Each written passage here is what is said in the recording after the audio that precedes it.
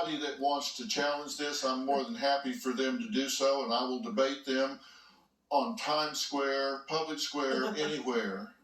As a parent, you have an undivided loyalty to your children. Okay?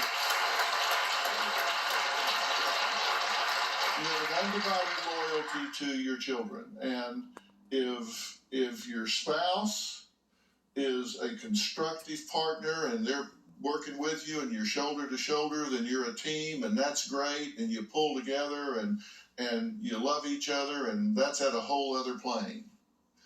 But if you have a spouse, you have a partner that is behaving in a counterproductive, destructive way, and you have to decide, well, am I going to make sacrifices here at the expense of my children? That is not a hard decision. Your children come first. And if you've got a partner, I wrote a book many, many years ago called Relationship Rescue, and I said, we get divorced too quick in America. We don't work at it. We got to investigate every avenue of rehabilitation, look under every rock, do everything we can. You don't just quit because it isn't fun, but there are two deal breakers. And one of them is if they are on drugs or alcohol and won't get help for it. Because then you're not married to them anymore, you're married to the alcohol or drug version of them. And the other deal breaker is if there's abuse. Those two things are deal breakers. Those two things you don't work through, those things you hit the bricks, you're out. And you've got both. You got verbal abuse and somebody who says, I'm on drugs and alcohol and I don't want to quit because I don't want to go through the sickness part of it. And when I say you have an undivided loyalty, that's not just my opinion. That has to do with family dynamics, and it also, by the way, is the law. And you are guilty of child abuse if you don't protect your children.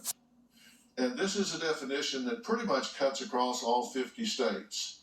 Failing to protect a child in his or her care from inflicted physical, mental, or sexual injury caused by the acts of another.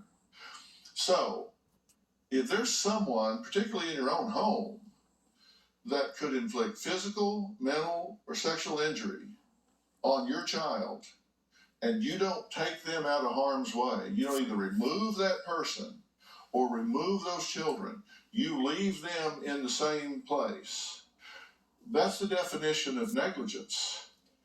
And that is a crime. That's a crime. And don't you think it should be?